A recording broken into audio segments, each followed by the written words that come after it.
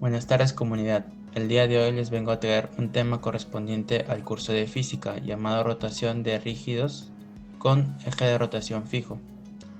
Quien les habla es Fernando José Asmat Córdoba. Para empezar, vamos a recordar lo que es un sistema de partículas. Un sistema de partículas es un modelo más complejo que el de la partícula, pues este considera a los objetos como legados de partículas que interaccionan. Este conjunto de partículas la podemos clasificar como discretos o continuos.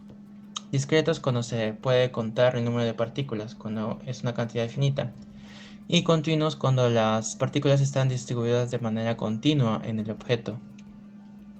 También pueden ser rígidos o deformables según la distancia entre dos de sus partículas. Si es que esa distancia entre dos de sus partículas es constante, se dice que el objeto es rígido. Y para el caso contrario, cuando esta varía a través del tiempo, se dice que el objeto es deformable.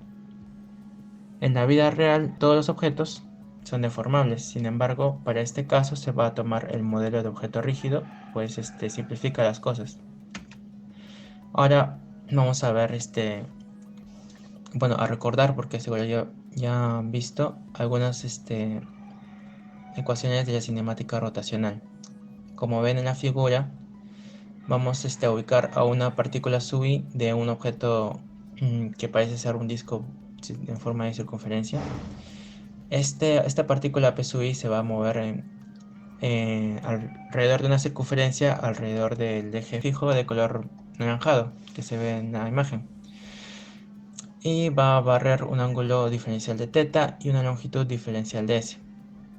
A esta partícula se le asocia un radio sub i y una posición angular inicial que es θ sub i, medida a través de una línea de referencia que escogemos arbitrariamente. Así también recalcar que también el eje de rotación se escoge arbitrariamente. Vamos a relacionar el arco barrido con el ángulo barrido. En este caso, esa relación se da por esta ecuación que viene de la matemática, que viene a rezar esta longitud de arco es igual al radio por el ángulo. Y vamos a definir también la rapidez angular, que vendría a ser la tasa de variación del ángulo que está barriendo con respecto al tiempo. Las unidades van a ser radianes sobre segundo. Y su dirección va a ser la del eje. También aclarar que esta rapidez angular va a ser la misma para cualquier partícula del objeto rígido, debido a que es un objeto rígido. Si se mueve una partícula, se va a mover la otra. Y bueno, su sentido va a ser dado por la regla de la mano derecha. También tenemos la aceleración angular, que viene a estar dado por la tasa de variación de la rapidez angular con respecto al tiempo. Y sus unidades son el radianes sobre segundo al cuadrado. Vamos a hallar algunas relaciones de las cantidades angulares con las relacionales. En este caso vamos a ver la velocidad lineal con la rapidez angular. Se relacionan a través de la velocidad igual al radio de esa partícula por su rapidez angular. Y que la aceleración tangencial de esa partícula va a ser el radio por la aceleración angular de esa partícula. Ambas se pueden deducir de la relación del arco barrido. Y en la aceleración angular, si es que esta es constante, se puede considerar estas ecuaciones de la cinemática rotacional, ¿no? Que se pueden deducir fácilmente de la aceleración angular. El sentido de la aceleración angular viene dado según según cómo varíe la rapidez angular. Si es que esta va a aumentar, la aceleración angular va a ser paralela y en el mismo sentido que la velocidad angular, en este caso ya como vector. Y si en caso contrario la velocidad angular disminuye, la aceleración angular va a ser en sentido contrario, antiparalelo a la velocidad angular. Bueno, y por último considerar que la aceleración centrípeta es la velocidad al cuadrado sobre el radio.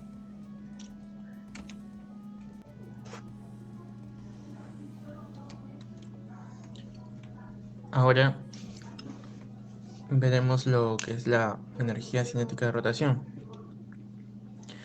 La energía cinética de un cuerpo rígido total que gira respecto a un eje fijo es la suma de las energías cinéticas de cada una de sus partículas que constituyen el objeto. Si bien el objeto acá no se está trasladando, se está quedando en un eje fijo, que por cierto, con eje fijo me refiero a que el eje no se va a mover, el eje va a estar tanto en la misma dirección como que no se va a trasladar. Y digamos que sus partículas, a pesar de que el objeto no se está trasladando, sus partículas al rotar tienen una velocidad tangencial, que como vimos en la anterior diapositiva es el radio por la velocidad angular. Entonces la energía cinética total vendría a ser un medio de la masa de cada partícula por la velocidad de cada partícula, la sumatoria, pero la velocidad de cada partícula va a ser la velocidad angular, que va a ser la misma. Esta ya no depende de ahí porque es la misma para todas las partículas, como dije anteriormente. Y entonces factorizando tenemos que la energía cinética va a ser un medio de la sumatoria de entonces m sub i por r sub i al cuadrado, todo esto por la rapidez angular al cuadrado. A esta cantidad de color azul se la va a definir más adelante como momento de inercia. Entonces la energía cinética de rotación con respecto a un eje que está fijo vendría a estar dado por medio de la momento de inercia por la rapidez angular al cuadrado. Esta ecuación también cumple cuando el eje aún así está fijo en dirección, o sea, su dirección es constante pero se está trasladando. Y como vemos en la ecuación de la energía cinética de rotación, lo que definimos como momento de inercia vendría a ser el análogo a la masa en el movimiento traslacional, por lo que podemos decir que el momento de inercia indica una medida de la resistencia del objeto a cambios en su movimiento de rotación. Bueno, como ya definimos el momento de inercia, cuando usamos la sumatoria, estamos calculando para sistemas discretos, donde podemos sumar masas con su producto con radio. En cambio, si tenemos sistemas continuos, lo que hacemos es pasar al continuo mediante la integral, por lo que el momento de inercia vendría a estar definido como la integral de r cuadrado diferencial m. Las unidades vendrían a ser kilogramos por metro cuadrado. El momento de inercia también cabe recalcar que depende tanto del respecto a qué eje se esté tomando, va a ser diferente, por lo que un objeto puede tener muchos momentos de inercia. Bueno, acá como se ve en la figura del sistema continuo, acá he puesto justamente, por ejemplo, con respecto al eje X, acá el momento de inercia es un medio de mr cuadrado, porque, bueno, ahí está girando como una circunferencia, como un cilindro, está viendo desde una circunferencia desde el eje X y está rotando. Y en el eje Y, igual que en el eje Z, va a ser diferente, va a ser ml cuadrado sobre 12 más r cuadrado sobre 4. Ahora vamos a ver cómo se hace el cálculo de momentos de inercia. Normalmente cuando se trata de un objeto homogéneo, o sea, de densidad uniforme en toda su extensión, se hace un cambio de variable, haciendo uso de la densidad lineal, de la densidad superficial o de la densidad volumétrica según convenga. Ahora vamos a ver algunos ejemplos de cómo se aplica eso. Por ejemplo, acá tenemos una barra homogénea. Usamos la ecuación del momento de inercia para un sistema continuo. Hacemos el cambio de variable, en este caso como es una sola dirección, usaremos diferencial de m igual a densidad lineal por diferencial de x. Al reemplazarlo, la densidad lineal, como es una constante, como dijimos arriba, va a pasar afuera de la integral. Y también aclarar que la densidad lineal es la masa sobre la longitud. Entonces nos quedaría la integral de x cuadrado diferencial de x, que ya se puede integrar, vendría a ser x cubo sobre 3 de 0 a l, ¿no? Bueno, reemplazando ya vendría a ser l cubo sobre 3 sobre l por m. Al final va a quedar ml cuadrado sobre 3 desde este eje de rotación, con respecto a este eje de rotación que pasa por O. Ahora vamos a ver para disco uniforme. Acá como es como van a ver acá, vamos a usar el área o la superficie. Vamos a usar la densidad superficial para reemplazar acá. La densidad superficial va a salir afuera. Como sabrán, una densidad superficial va a ser la masa sobre la superficie. En este caso es una circunferencia, así que la superficie va a ser pi por r cuadrado, r mayúscula. Bueno, y diferencial de ese va a ser este pequeño aro de color verde. Diferencial de ese, como va a ser algo infinitesimal, va a ser va a ser la longitud de un arco. Va a ser la longitud de arco de una circunferencia, va a ser 2pi r, diferencial de r. Entonces, bueno, ese ya dije que era pi r grande al cuadrado. Y el 2pi lo podemos sacar afuera. Simplificando ya y resolviendo la integral que ya está en función de r, nos va a quedar que y es la momento de inercia con respecto al centro de masas, que viene a ser acá en el centro, va a ser m por el radio al cuadrado sobre 2.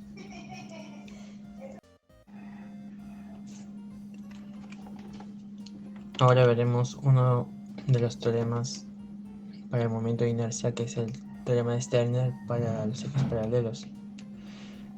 Con si se conoce el momento de inercia respecto a un eje que pasa por el centro de masas, se puede obtener el momento de inercia respecto a cualquier otro eje, con tan solo saber la distancia entre esos ejes.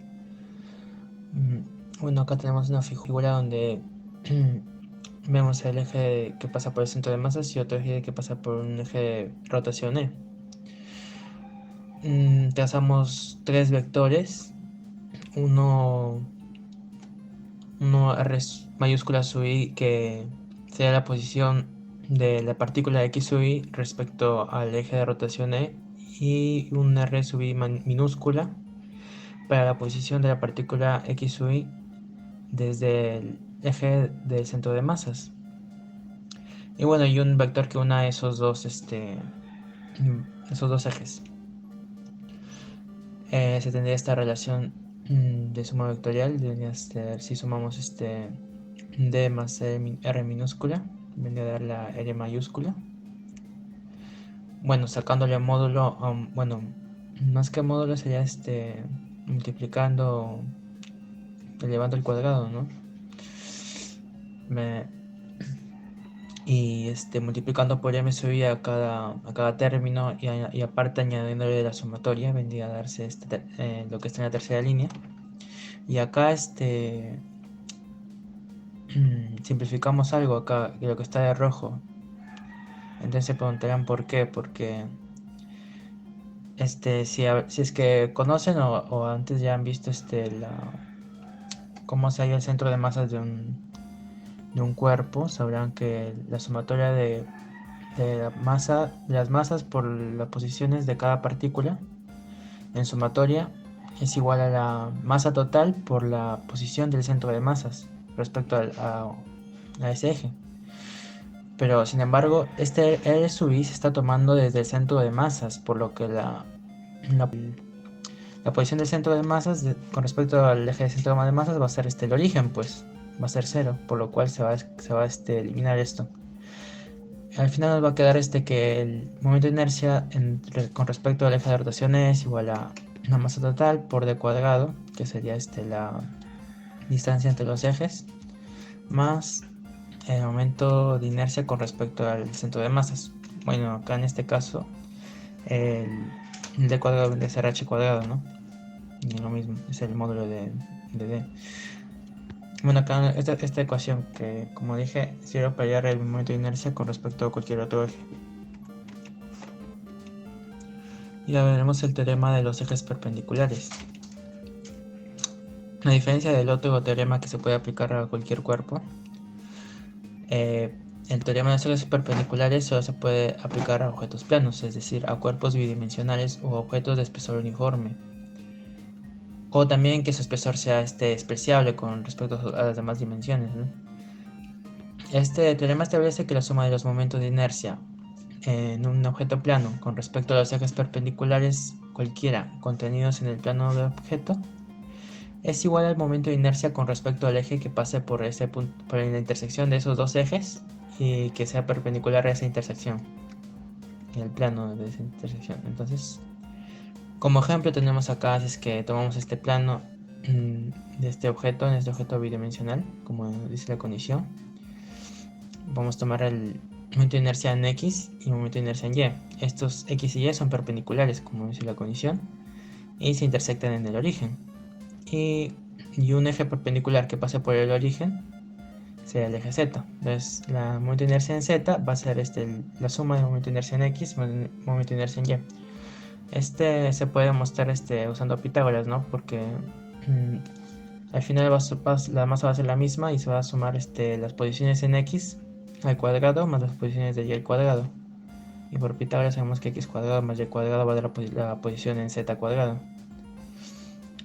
dándonos el momento de inercia en Z. Bueno, acá como podemos observar tenemos algunos momentos de inercia ya calculados. Se suelen organizar en tablas para ya tomar directo ya no estar calculándolo. Bueno, ahora vamos a pasar a la dinámica rotacional, porque ahora vamos a ver las fuerzas, vamos a estudiar las fuerzas que originan la rotación. En este caso se va a definir una cantidad llamada torque, momento de fuerza o también llamado torque. Esta mide la tendencia de la fuerza para dar vuelta a un objeto en torno a cierto eje y se expresa mediante la letra griega tau. Es medio común, tiene forma de una T. Entonces el tau respecto a O, en este caso de la figura, porque también este torque se mide respecto a un eje, es igual a F, se define como F por R seno de teta. Bueno, se define también como el producto vectorial de la posición, bueno, del radio que hay de la fuerza hacia el eje por la fuerza. Y bueno, es un producto cruz. Sabemos que cuando hay un producto cruz, el vector resultante va a estar perpendicular al plano que forma F y R. Por lo tanto, si vemos el sentido por la mano derecha del torque, en este caso de la figura, vamos a ver que el torque va a estar entrante. Bueno, también acá he puesto de marrón una parte de la ecuación acá que dice R seno de teta, porque R seno de teta vendría a ser la proyección perpendicular a la línea de acción, y eso se le llama también brazo de palanca. Se puede calcular el torque entonces multiplicando la fuerza, el magnitud de la fuerza por el brazo de palanca, o multiplicando la componente tangencial, que es la única que produce giro, por la distancia en la que se está produciendo el torque. El signo del torque es positivo si el giro que produce es antihorario y negativo en el caso contrario. Ahora vamos a ver la segunda ley de Newton aplicada a la rotación. Aplicando la segunda ley de Newton para una partícula con masa diferencial de m, en este caso acá están las ecuaciones, la diferencial de la fuerza, se va a tomar sobre la tangencial porque, como dije, es la única que va a aplicar, va a originar una rotación. Entonces la diferencial de fuerza tangencial es igual a la aceleración tangencial por la diferencial de masa. La aceleración tangencial sabemos que es la aceleración angular por el radio. Multiplicando por r a ambos lados va a quedar diferencial de la fuerza por el radio a aceleración angular por radio cuadrado, diferencial de m. Sabemos que una fuerza por radio va a ser un torque, va a ser un diferencial de torque. Y al lado va a quedar alfa r cuadrado diferencial de m. Pasando, despejando el torque, o sea, integrando a ambos lados, vendría a ser el torque neto va a ser igual a alfa por la integral de r cuadrado diferencial de m, que por definición sabemos que es el momento de inercia. En este caso tenemos que tomar en cuenta que tanto el torque y el momento de inercia se tienen que tomar con respecto al mismo eje, en este caso al eje O. Y bueno, se cumple siempre que el marco de referencia sea inercial, igual que la segunda ley de Newton se cumplía cuando se trataba de un sistema inercial. En este caso lo estamos trabajando para un eje fijo, un sistema de referencia inercial. Sin embargo, si el objeto se empieza a acelerar, también hay otra condición mediante la cual se puede cumplir esta segunda ley. Podemos nombrar la segunda ley de la dinámica rotacional. Pero siempre que y alfa se calculen con respecto al centro de masas del objeto y el eje de rotación que pasa a través del centro de masas no cambia de dirección. En este caso la fórmula sería así: sumatoria de los torques netos con respecto al centro de masas es igual al momento de inercia con respecto al centro de masas por la aceleración angular. Esta ecuación además podría servirnos para hallar el momento de inercia de objetos más complicados de manera experimental, solo dividiendo la sumatoria de torques sobre la aceleración angular. Ahora vamos a ver el trabajo de la potencia, el trabajo consumido por el objeto en el objeto por F a medida que su punto de aplicación de vueltas a través de una distancia infinitesimal diferencial de S es, bueno, acá en este caso va a haber una fuerza que va a ocasionar trabajo en ese objeto, en esa partícula. Va a trasladarlo una distancia diferencial de S.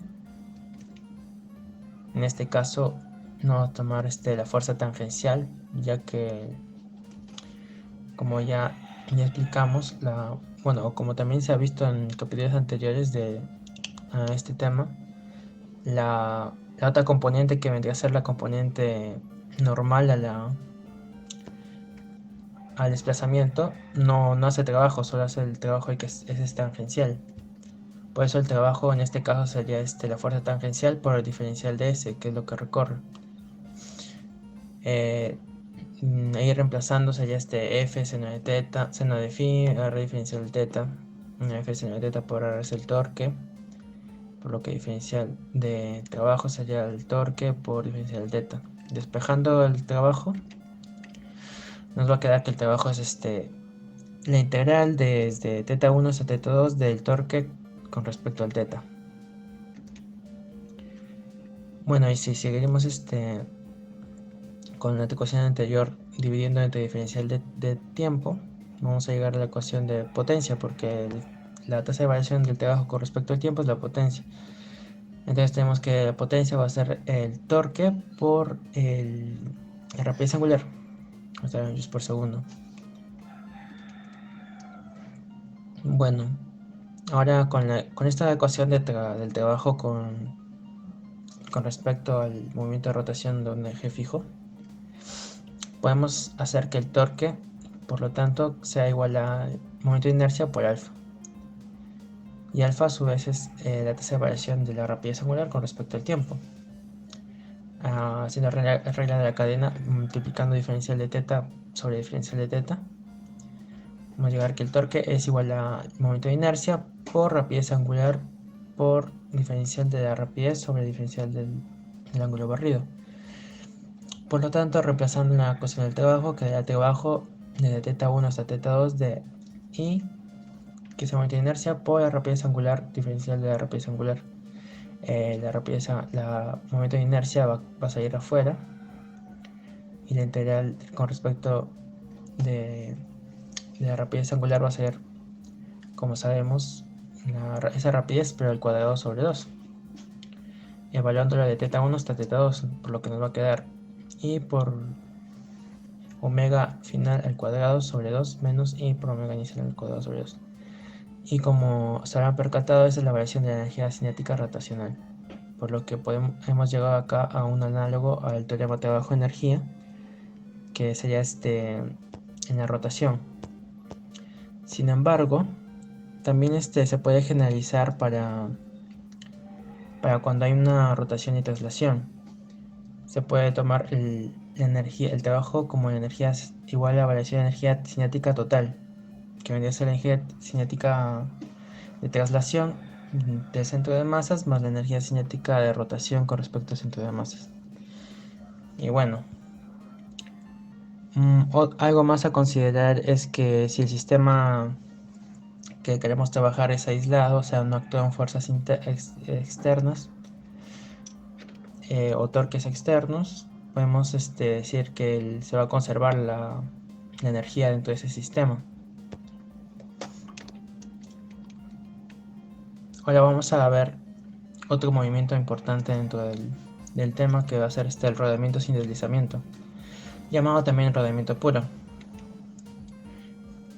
Vamos a ver en la figura un cilindro que tiene un movimiento de traslación y otro con rotación. Y la suma de esos movimientos va a dar movimiento de rodamiento. Ahora, acá la condición para que el cilindro no deslice con respecto a su superficie va a ser que la velocidad en ese punto de contacto con la superficie sea igual a 0. En caso contrario, si este fuese diferente de 0, sería con deslizamiento, ya había rotación pero con deslizamiento. Incluso si el deslizamiento es demasiado, ya digamos que ya no, es como si no hubiese fricción, incluso ya ni siquiera rodaría el cilindro. Por eso también vamos a decir que acá existe una fuerza de rozamiento estática que hace que esa velocidad en ese punto de contacto sea 0. Y además la fuerza de rozamiento es la que permite que exista este rodamiento. Si incluso hay un poquito de deslizamiento, ya no sería una fuerza de rozamiento estática, sino una de rozamiento dinámica, porque en este caso ya hay velocidad en el punto. Y bueno, por la figura podemos asumir para la traslación, como estamos sumando con la rotación, y en la rotación la velocidad en P va a ser, la rotación pura va a ser omega por R, y queremos que sumado a la otra velocidad en ese punto de la traslación sea igual a 0, entonces la velocidad en la traslación tiene que ser omega por R necesariamente para que no haya deslizamiento. Es por eso que si es que se cumple que la velocidad del centro de masas es igual a omega por R, no habrá deslizamiento. Ahora vamos a ver la energía cinética en el rodamiento puro. Para obtener la energía cinética total, notamos que la rueda rodante experimenta rotación pura alrededor de su punto de contacto instantáneo P. Claro, también hay que considerar que este punto P, donde la velocidad es 0, se le también llama eje de rotación instantánea. Este punto va a estar instantáneamente, en este punto va a funcionar como un eje de rotación fijo. Bueno, y es por ello también, como vimos en la perspectiva de energía cinética rotacional, que también se puede aplicar cuando el eje de rotación tenía una dirección fija. También se puede aplicar la energía cinética de rotación. En este caso la rueda va a seguir rodando y el eje de rotación siempre va a estar en la misma dirección, perpendicular a P. Entonces podemos aplicar un medio de la energía cinética, medio del momento de inercia con respecto al punto P por la rapidez angular al cuadrado. Y eso estaría en Joule. Y incluso si es que usamos el teorema de Steiner, porque sabemos que mediante el teorema de Steiner podemos calcular el momento de inercia con respecto al punto P, por si no nos dan, sería el momento de inercia con respecto al centro de masas, que ya bastante es conocido, que es mr cuadrado sobre 2, más m por r cuadrado, que sea la distancia entre el centro de masas y el punto P. Entonces, reemplazando eso en energía cinética, tendríamos esta expresión. Y acá el r cuadrado por el omega cuadrado va a ser la velocidad del centro de masas al cuadrado. Y bueno, nos quedaría esta ecuación. Nuestra energía cinética total vendría a ser un medio del momento de inercia con respecto al centro de masas por la rapidez angular al cuadrado más un medio de la masa total por la velocidad del centro de masas al cuadrado. Si se dan cuenta, esta vendría a ser como si estuviésemos sumando la energía cinética relacional más la energía cinética rotacional, como que para cada movimiento que lo compone, ¿no?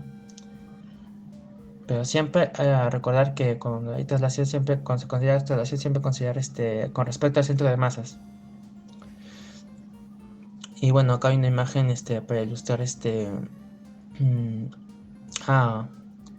el por qué se detiene la rueda, ¿no? Porque cuando rueda valga la redundancia, rueda la llanta, hay una fuerza de fricción, que deben saber que la fuerza de fricción va a ir en este sentido, va a ir Si es que la rueda está rodando hacia la derecha, la fuerza de fricción va a irse a la izquierda. Entonces se pueden preguntar por qué la rueda se detiene si es que la fuerza de fricción está yéndose a la izquierda. Entonces eso debería generar un torque que aumente su velocidad rotacional, que acelere la rueda eh, angularmente. Entonces debería acelerar, ¿no? Entonces eso es porque a simple vista no se ve, pero hay una pequeña deformación con el suelo con respecto a la rueda, tal que un poco delante de la rueda hay una fuerza normal equivalente. Y esta fuerza normal equivalente sí va a ejercer un torque que va en contra del movimiento, por lo que va a desacelerar la rueda. Y en este caso sí se va a detener la rueda. Y bueno, esa fuerza equivalente va a ser mucho mayor que la fuerza de rozamiento para que se detenga. Ahora vamos a ver lo que es el momento angular. Cantidad de movimiento angular instantánea L de una partícula en relación a un eje a través del origen O se define mediante. Bueno, esta es la definición del momento angular, que es la posición por el momento angular, el momento lineal. Las unidades van a ser kilogramo, metro cuadrado sobre segundo. Y bueno, como este es un producto vectorial, el L va a ser perpendicular al plano que forme P con R, ¿no? En este caso, por ejemplo, en la figura, ves el P, que es el momento lineal, va a ser paralelo a la velocidad. Así que velocidad con el radio. Con la regla de mano derecha vamos a ver que el momento angular va a ser saliente, como tal lo indica la figura en eje Z. Y bueno, como se está tomando un rodamiento, para este caso, ¿no? Porque también el momento angular se puede tomar para traslaciones sin que haya rodamiento.